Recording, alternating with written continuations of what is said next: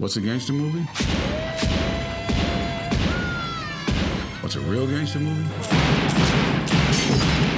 I don't care where you are, what it is. If you turn on cable and Goodfellas is on, you just never turn it off. You got money for that fucking commercial, yo. This is American pop cinema at its most powerful. Yeah. At its most raw, at its most visceral, at its most entertaining. Because it was unsentimental and unflinching and punched you right in the mouth. And it was relentless. It is virtuosic filmmaking. It'll take the top of your skull off. Wow. You are in the hands of a master. Enjoy the ride.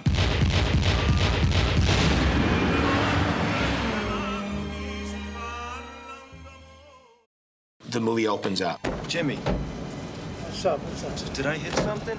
They're in a car, you hear banging. They open up the thing and there's this bloody mess. Joe Pesci has the butcher knife and sticks it in the guy. And it knocks you back in your seat and you're like, the first time you see this movie, you're like, what the fuck is this movie about? As far back as I can remember, I always wanted to be a gangster. I remember sitting behind these three 80-year-old women with gray hair, and I remember registering how violent the movie was at that point. Took me like 2 or 3 viewings before I really started to appreciate the movie. I'm funny how? I mean, funny like I'm a clown, I amuse you? I just remember being knocked on my ass, for lack of a better term. I was really, really waylaid by the film, especially as an impressionable young filmmaker. But I just remember staggering out of the theater, and I wasn't sure what I'd just seen.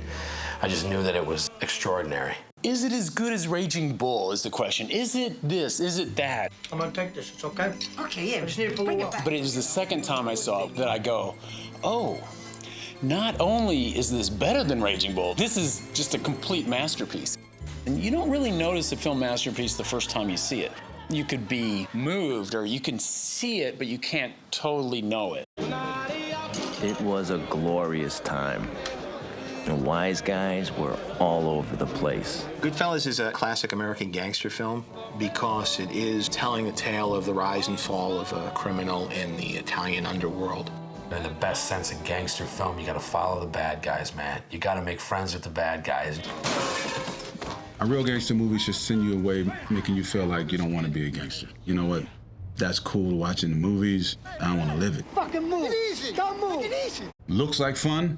I don't want to be a gangster. Just give us the fucking money! Huh? I can't. It's not glorifying it in a way like, oh, they're making huge amounts of money living in mansions like Scarface Which was a great film. Which is a great film too.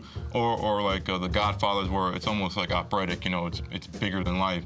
This one was more down and dirty and on the street level, probably the way it really is. Any problems, he goes to Paulie. Trouble with the bill, he can go to Paulie. Trouble with the cops, deliveries, Tommy, he can call Paulie. Yeah, whenever you're doing a story of criminals and gangsters, you are vicariously living that lifestyle. People are always fascinated by the edge or something dark and criminal. And you'd be bullshitting people to say you're not having fun exploring that world. It was a classic story in that sense, though, of crime doesn't pay. And that's exactly how it ended. Bye-bye, dickhead.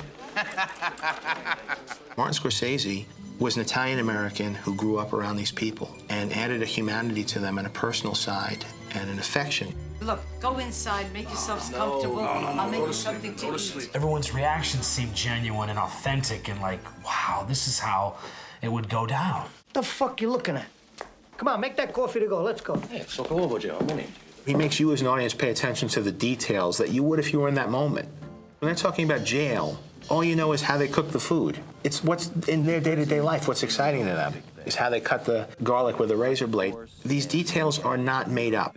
And by picking those details of the type of car, the type of suit he's wearing, that kind of stuff, locks you into that world and makes you buy the whole thing, no matter how crazy the story gets. It's almost, I think, Scorsese's documentary-like fixation on making sure that those things really breathe and are real. It was Michael's favorite. I was making ziti with the meat gravy, and I'm planning to roast some peppers over the flames, and... The movie also uses the device of a narrator. To me, it meant being somebody in a neighborhood that was full of nobodies. Voiceover narration can be an old, cliched, clunky kind of device until somebody reinvents it. Then I found out that the guy we roughed up turned out to have a sister working as a typist for the FBI. Who could believe it? You got a guy telling you his story and at the same time had the great detachment of watching his life fall apart on screen and yet still being able to comment on it. This is a guy who could stand back and yet still observe what's become of him. That's when I knew I would never have come back from Florida alive.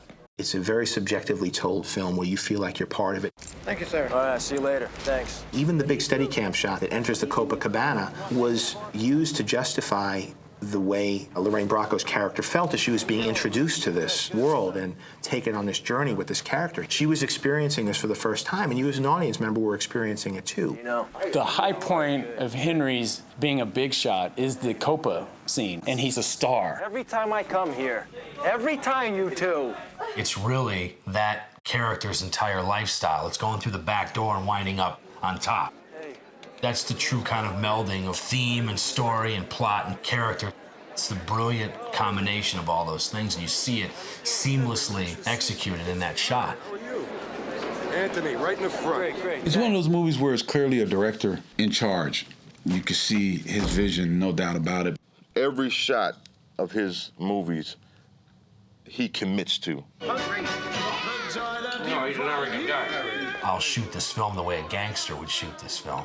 If I want to freeze a frame, I'll freeze it. If I want to go back in time, I'll go back in time. If I want to fracture the narrative, I'll fracture the narrative. murder was the only way that everybody stayed in line. You got out of line, you got whacked. Everybody knew the rules. I think he breaks all the rules, which is what makes it so good. It's not even fair, no? What rules? There are no rules. You're a funny guy. What do you mean? You mean the way I talk? What? It's just, you're just funny. It's... If you look at something in film called continuity, which is characters' hands matching from one frame to the next, the continuity is so all over the place, but it doesn't matter. You're so riveted. Take the 5 on Cleveland. Look. I never had to pay the vigorous that he demands. Am I something special? They were able to figure out, you know what, you don't need to see a guy drive from A to B. You could just get the point by just having the door closed here and an open here. And also you had the actors respond to the camera. We paid off cops, we paid off lawyers, we paid off judges. It becomes a cocaine movie, too. And it becomes a cocaine-paced movie. It becomes a paranoid movie. That third act is just paranoia, cocaine, and pasta sauce.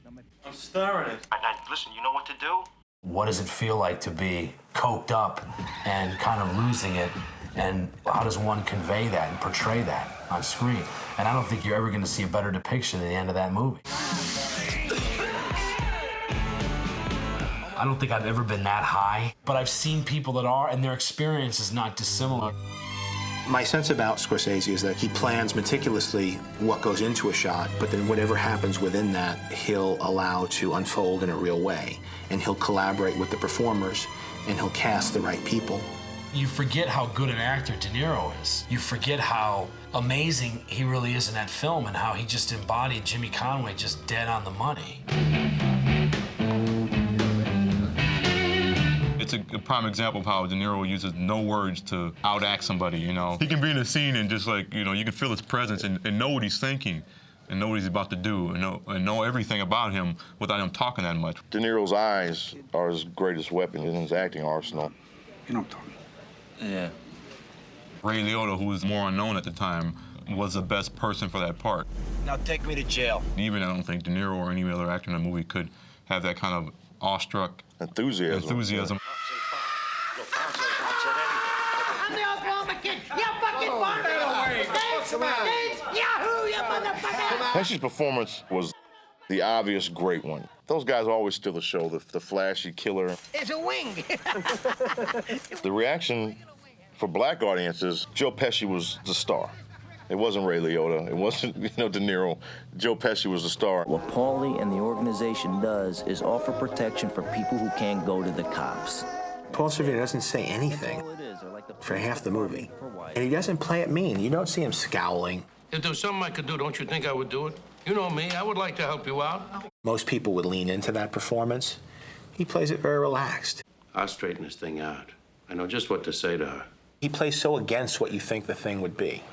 The actors aren't acting, you know, with a capital A. They're behaving. They're acting real in that moment. And so you feel like you're watching some truth here. You can point to certain performances that look so effortless. Benny, what happened? Everything get straightened out? No, we had a problem. You think, my God, it just looks like they weren't even trying.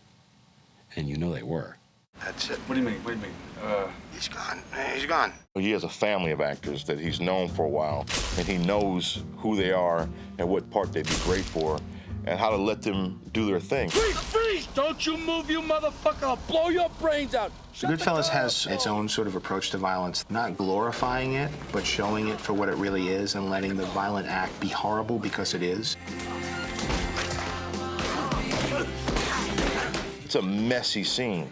It's not neat, you know, it's like really sloppy, and that cut of De Niro going, you know, his foot misses and he hits him one time, he misses again. It's like real violence. What's the world coming to? You're not safe in this film. You know, Henry's not safe in this film. Anytime you can create that level of dread, it's just seamless. Oh, no. I've always admired the realism of the violence, that it seems kind of hard-earned, if that's the right word. It's like, it's not gratuitous. There's never a time someone's getting killed that ultimately you don't know why.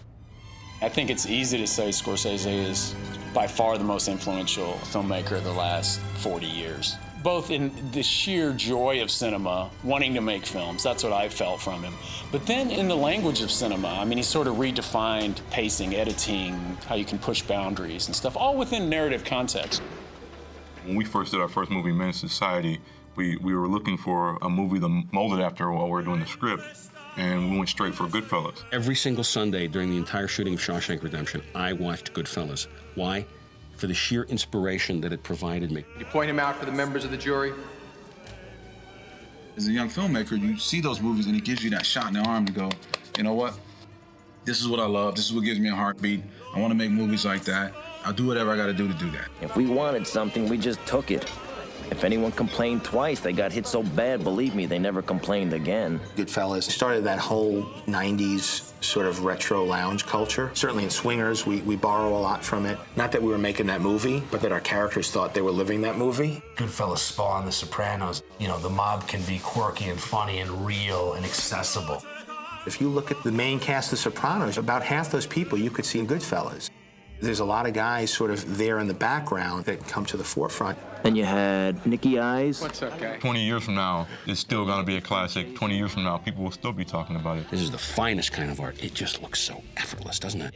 It's like great literature. It's like a fantastic book you've read that always sticks with you. That's how I feel about that movie. Firenze stanotte sei bella in mare.